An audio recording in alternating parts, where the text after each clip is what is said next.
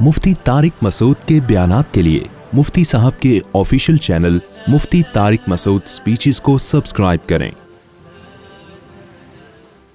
تو اس لیے ترجیحات جو ہے نا، ترجیحات یہ ہم نے خود نہیں بنانی ہے۔ میں خود بناؤں کہ میرا ہدف ہونا چاہیے دولت کمانا، میں خود یہ فیصلہ کروں کہ میرا ہدف ہونا چاہیے کیٹو کی پہاڑی کو عبور کرنا۔ علی سکپارا تھا نا، جس کا ہدف یہ تھا کہ میں کیٹو کی پہاڑی سردیوں میں کراس کروں، اللہ اس کی مغفرت فرمائے، وہ بیچارے نے کوشش کی۔ تو اس کے بیٹے کا بیان آیا تھا کہ میں اپنے باپ کے ویژن کو پورا کروں گا۔ اس پر میں نے ایک بیان دیا تھا کہ باپ کے ویژن کو پورا کرنے سے دو چیزیں ہو سکتی ہیں، یا تو آپ بھی اس میں پورے ہو سکتے ہو ابا کی طرح، پھر آپ کا بیٹا آئے بولے میں بھی اپنے ابا کے ویژن کو پورا کروں گا، یا یہ ہوگا کہ آپ پورا کر لو گے۔ کیا خیال ہے؟ کیٹو کی پہاڑی عبور کر لو گے؟ تو یہ کام اگر آپ ویسے ہی کرنا چاہتے ہو انٹرٹینمنٹ کے لیے یا کوئی ایوارڈ لینے کے لیے، وہ ایک الگ چیز ہے، ٹھیک ہے، لوگ خوشی کے لیے بہت کچھ کر رہے ہوتے ہیں، کر لو، ہمیں کوئی اعتراض نہیں ہے۔ بڑے بڑے کام کرنا، ہاں موت کا رسک نہ ہو اس میں، شریعت کسی ایسے کام کی آپ کو اجازت نہیں دیتی انٹرٹینمنٹ میں کہ اس میں موت کا رسک ہو، پھر یہ حرام اور ناجائز ہے۔ لیکن اگر آپ سمجھتے ہو آپ کی صحت اس قابل ہے کہ آپ کیٹو کی پہاڑی سردیوں میں عبور کر لو گے، وہ خطرات آپ کو نہیں ہے، یا وہ غلطیاں نہیں کرو گے جو آپ کے ابا سے ہوئی، تو ٹھیک ہے، کوئی حرج اس میں نہیں ہے۔ یہ پب جی کھیلنے سے بہرحال، بولو، اسنوکر اور پب جی سے بہرحال کیا یہ بہتر ہے؟ ایک ایسی ایکٹیویٹی ہے جس سے صحت بھی اچھی ہوتی ہے، اسٹیمنا بھی بنتا ہے، تو کوئی حرج نہیں ہے۔ موت کا رسک نہ ہو اس میں، یا بہت تھوڑا رسک ہو۔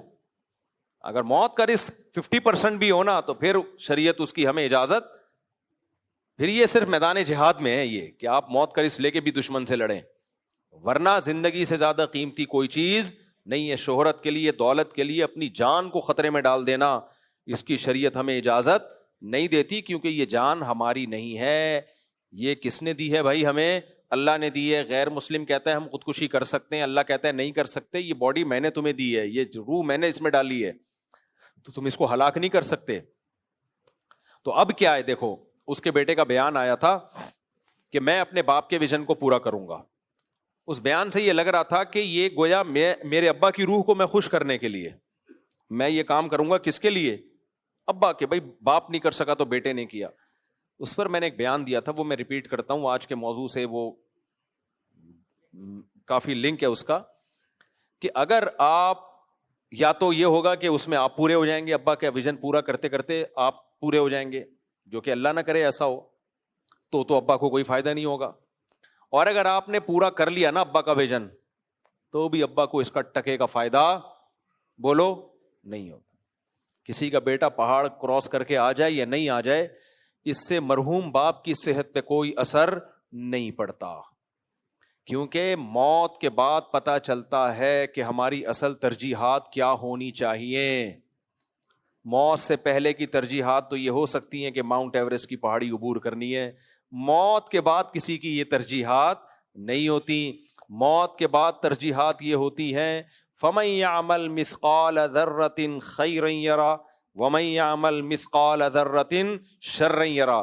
اللہ کہتے ہیں کہ وَمَن أَرَادَ الْآخِرَةَ وَسَعَى لَهَا سَعْيَهَا وَهُوَ مُؤْمِنٌ فَأُولَئِكَ كَانَ سَعْيُهُمْ مَشْكُورًا۔ اگر تم چاہتے ہو موت کے بعد تمہارے کام کوئی چیز آئے جسے تم آگے دیکھ کے خوش ہو، مرنے کے بعد تم خوش ہو کہ یار یہ میں نے جو کام کیے یہ اچھے کام کیے، تو 4 شرطیں ہیں، کسی کام میں یہ 4 شرطیں پائی جائیں گی تو پھر میں اس کام کو کام بنا کے آگے بھیج دوں گا۔ اگر کسی کام میں ان 4 میں سے ایک شرط بھی نہیں پائی گئی، یا چاروں شرطیں ہی نہیں پائی گئیں، تو تم اس کو بہت بڑا کام سمجھو گے، لیکن موت کے بعد اس کی 2 ٹکے کی کوئی ویلیو نہیں ہوگی۔ سمجھ میں نہیں آ رہی میرا خیال ہے بات؟ تو آخرت میں آپ کیٹو کی پہاڑی کو عبور کریں یا ماؤنٹ ایوریسٹ عبور کریں، ان کاموں کو اللہ، دنیا میں یہ کام ہے، شاباشی بھی ملتی ہے اور انعام بھی ملتا ہے، ٹھیک ہے، وہ ناجائز نہیں ہے، لیکن آخرت میں یہ کام نہیں کہلائیں گے، کوئی حیثیت نہیں ہے۔ 4 شرطیں ہیں، اللہ کہتے ہیں یہ 4 شرطیں جس نے پوری کی ہے نا کسی بھی کام میں، 4 شرطوں کے ساتھ کوئی کام کر لیا کسی نے تو اس کام کو میں کیا کہوں گا؟ بولو کام، کہ کچھ کر کے آیا یہ. دیکھو ایک میں پہلے مثال دیتا ہوں، پھر قرآن کی اس آیت کا ترجمہ کرتا ہوں جس میں اللہ نے 4 شرطیں بیان کی ہیں. پہلے میں مثال دیتا ہوں. آپ نے کسی کے ذمے کوئی کام کنواں کھدوانا، مزدور ہے جس کے ذمے کیا ہے؟ کنواں کھودنا. یہ کسی ٹھیکیدار کو آپ نے اپنا گھر بنانے کے لیے دیا. آپ نے اپنا گھر بنانے کے لیے دیا ٹھیکیدار کو اور کہا بھائی یہ اتنے عرصے میں مجھے ایک گھر چاہیے. اب ٹھیکیدار کیا کر رہا ہے؟ اس دوران جم جا رہا ہے، باڈی بنا رہا ہے، ٹھیک ہے نا. اور اس کام کو وہ کیا کہہ رہا ہے؟ کام ہے یا نہیں ہے؟ بہترین کام ہے. دنیا کہے گی یار یہ بھی کام ہے یار جم، اور میں خود بھی جاتا ہوں کبھی کبھار، وہ ہو سکتا ہے میری مثال بھی دے. اب آپ اس ٹھیکیدار سے کہہ رہے ہیں بھائی تو 3 گھنٹے تو جم میں لگا دیتا ہے، تو وہ کہے کیا یہ کام نہیں ہے؟ علماء سے پوچھو، علماء سے. یہ لوگ عین بڑا گاڑا نکالتے ہیں جب مسئلہ ہوتا ہے نا ان کے ساتھ، کہ حدیث میں آتا ہے طاقتور مومن اللہ کو کمزور مومن سے زیادہ محبوب ہے. صحیح حدیث ہے بالکل. اور صحت کے اتنے فائدے ہیں، صحت سے یہ ہوتا ہے، صحت سے وہ ہوتا ہے، صحت سے یوں ہوتا ہے. تو سر آپ اس کام کو کام نہیں مانتے؟ آپ کیا کہیں گے؟ ہاں مانتا ہوں، بہترین کام. پھر وہ کیا کرے گا؟ پھر کھیلنے چلا گیا، شام کو جاگنگ پہ چلا گیا. پھر کیٹو کی پہاڑی، اس نے کہا میرا ویژن ہے کہ میں سردیوں میں کیٹو کی پہاڑی کو عبور کروں گا. ہوگا یہ کہ جب اس کی اجرت دینے کا وقت آئے گا نا تو پھر آپ اس کو پیسے بولو نہیں دو گے، 1 ٹکا نہیں دو گے آپ اس کو.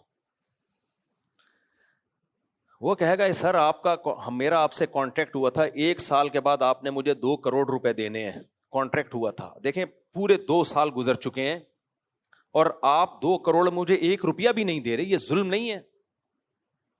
آپ جواب میں کہتے ہیں تم نے کام تو کیا نہیں ہے، 2 ٹکے کا بھی تم نے کام. بولو نا یار، آپ لوگ چپ بیٹھے ہو نا، مجھے افسوس ہوتا ہے، غم ہوتا ہے بہت. مجھے لگتا ہے میں شاید بیوقوف ہوں یہاں جو اتنے چیخ چیخ کے بول رہا ہوں.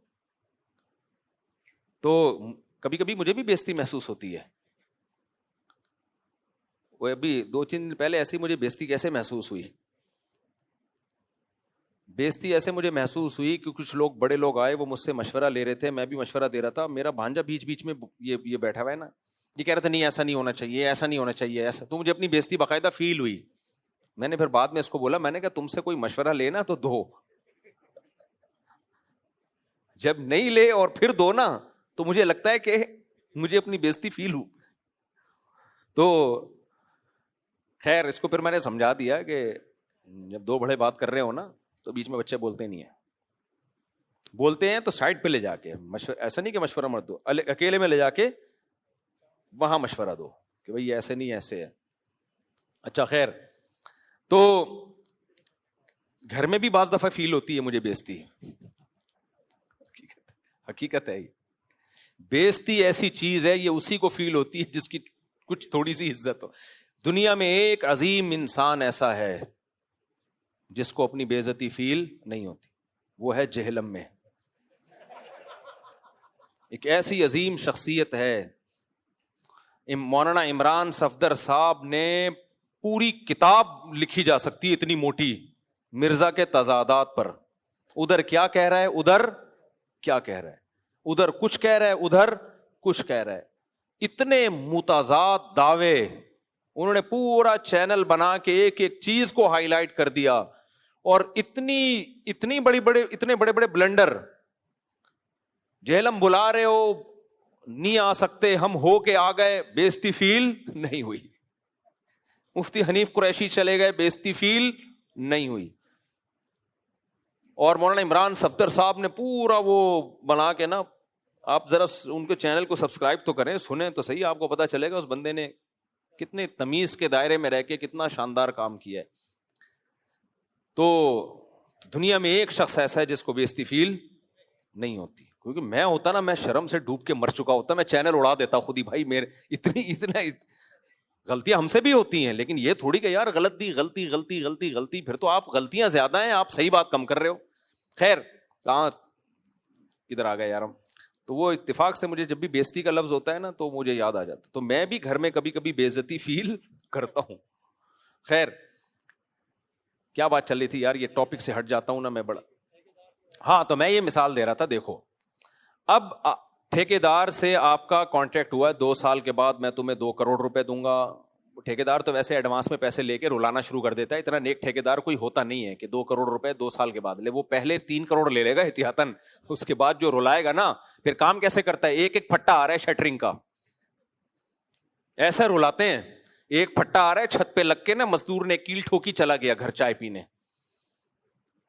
پھر آ رہا ہے 2 دن آج ہڑتال تھی, کل میری نانی کا انتقال ہوا, دوسرا مزدور آئے گا دوسری کیل ٹھوک کے چلا جائے گا. ایسا ستاتے ہیں نا مزدور. تبھی کسی نے کہا, ایک خاتون نے, عورت نے, بوڑھی عورت کو کسی نے تنگ کیا, بوڑھی عورت نے بددعا دی, اللہ کرے تیرے گھر میں مزدور آئیں. اس نے کہا یہ تو دعا ہے, میرے گھر میں مزدور آئیں گے, کنسٹرکشن کا کام ہوگا, گھر مزید بڑا ہوگا, اوپر مزید 2 کمرے ڈل جائیں گے. اس کو پتا نہیں تھا یہ بوڑھی بڑی تجربے کار ہے. ایک دن یہی ہوا, اس نے کوئی کمرہ شمرہ بنانا تھا, مزدور آئے تو بس مزدور کہاں جاتے ہیں بھائی, آدمی مر جائے اس کی نسلیں آ جاتی ہیں, ایسے کام کر رہے ہوتے ہیں نا. میں نے ایک پنجرا بنوانا تھا مرغیوں کا, ایک کارپینٹر کو میں لے آیا, وہ دن مجھے یاد ہے کس طرح اس نے ترسا کے ایک چھوٹا سا کیج بنایا میرے لیے. ایسے بیٹھ جاتا تھا گٹکا منہ میں رکھ کے, ایک کیل ٹھوکی, پھر بیٹھ کے کسی سے فون پہ بات کر رہا ہے. میں چلا گیا تو میرے سے گپے مارنا شروع. ابے بھائی تو کام کو تو فوکس کرے یار. سست آدمی بہت بہت ڈپریشن دیتا ہے. انگریزوں میں یہ چیز نہیں ہے. وہاں میں نے دیکھا آسٹریلیا میں کوئی پلمبر آیا کسی کے گھر میں نا کام کرنے کے لیے, یار ایسی اسپیڈ ماری ہے بھائی, گورا تھا وہ, ٹھکا ٹھک ٹھکا ٹھک ڈھین ڈھین کر کے نکل لیا. ہم نے کہا یار ہمارے یہاں اتنا خون پی لیتے ہیں, پیسے ایڈوانس میں کسی کو نہیں پکڑاؤ بھائی. خیر مثال نہ رہ جائے, آپ نے کیا کیا, ٹھیکیدار کو ایک فرض کر لیتے ہیں, آپ نے کہا کہ بھائی پہلے سے 2 کروڑ روپے دے دوں گا تو یہ کام ہی نہیں کرے گا نا. تو آپ نے کہا 2 سال کے بعد 2 کروڑ تجھے ملیں گے, تو کام کرے گا. اور جو کام تھا وہ آپ نے بتا دیا. اب 2 سال کے بعد وہ آیا پیسے لینے کے لیے, آپ نے کہا 1 ٹکا نہیں ملے گا کیونکہ تم نے کام نہیں کیا. وہ جواب میں کہہ رہے کیوں کام نہیں کیا, ڈیلی 1 گھنٹہ سوئمنگ کی ہے میں نے, ڈیلی میں نے 1 گھنٹہ سوئمنگ کی ہے. ابے سوئمنگ کر کے میرے کو کیا ملا بھائی. اب وہ جواب میں کہہ رہے کیا سوئمنگ کام نہیں ہے, کیا سنت نہیں ہے یہ فزیکل ایکٹیویٹی. بھائی سنت ہے, ثواب بھی ہے, اور بہت کچھ اس میں فائدے ہیں. یار تو اس کو بالکل ضائع کر رہا ہے, 1 روپے نہیں دے رہا مجھے سوئمنگ کے. پھر وہ کہتا ہے سوئمنگ کے علاوہ کیا کیا, میں روزانہ آدھا گھنٹہ جم بھی جاتا تھا, میں اسنوکر کلب بھی جاتا تھا, میں یہ بھی کرتا تھا, میں یہ بھی کرتا تھا, اس میں کچھ اچھے کام کچھ برے کام. میں K2 کی پہاڑی علی سکپارا کی طرح وہ سردیوں میں پوری ٹاپ پہ پہنچ کے واپس آئے. اس پہ حکومت نے مجھے ایوارڈ بھی دیا ہے, لوگوں نے شاباشی بھی دی ہے, ملک کا نام بھی میں نے دنیا میں روشن کیا. اتنے بڑے بڑے کاموں کو تو کہہ رہا ہے تو نے کچھ کام ہی نہیں کیا, تیرا دماغ خراب ہے. تو آپ جواب میں کیا کہیں گے, بھائی کام کا مطلب, جس کام تو ہیں یہ سب مانتا ہوں اور بہت مفید کام ہے, کرنے چاہیے, لیکن جس کام پہ تجھے پیسے ملیں گے نا اس کام میں شرط یہ ہے, وہ کام نہیں ہے جو تو کر رہا ہے. جس کام پہ تجھے پیسے ملیں گے اس کے لیے چند شرطیں ہیں. وہ شرطیں یہ تھی کہ 2 سال میں یہ میرا بنگلہ کھڑا ہو جائے یہاں پہ, اس کو تو نے فوکس نہیں کیا. تو دیکھو دنیا میں بہت سارے کام ہیں جن کو کام کہا جاتا ہے, کہنا چاہیے. آخرت میں جس کام پہ اجر ملے گا اس کے لیے اللہ نے کہا 4 شرطیں پائی جائیں گی تو اجر ملے گا, ادروائز دنیا میں اس پہ ایوارڈ ملے گا, پیسے بھی ملیں گے, شہرت بھی ملے گی, عزت بھی ملے گی, مرنے کے بعد ٹکا بھی نہیں ملے گا اس پہ. ایسے تو بہت سارے کام ہیں بھائی, آپ کرتے رہو بیٹھ کے. آخرت میں کام پر اجر جب ملے گا, آخرت میں وہ کام آئے گا جس کو اللہ کیا کہے گا, کام. تبھی آپ ٹھیکیدار کو بولو کہ ان کاموں کو تو کام کہہ رہا ہے, میں ان کو کام نہیں کہہ رہا کیونکہ یہ تیرا کام ہے, یہ میرے کام نہیں ہے, میرے لیے تو نے کچھ بھی نہیں کیا ہے. تو اللہ بھی یہی کہے گا, بھائی میرے لیے تم نے کیا کیا ہے, جو کاموں پہ میں نے تمہیں لگایا تھا ان کاموں میں سے تو تم نے کسی کام کو فوکس کیا ہی نہیں ہے, تو میرے لیے تو کچھ بھی نہیں کیا تم نے.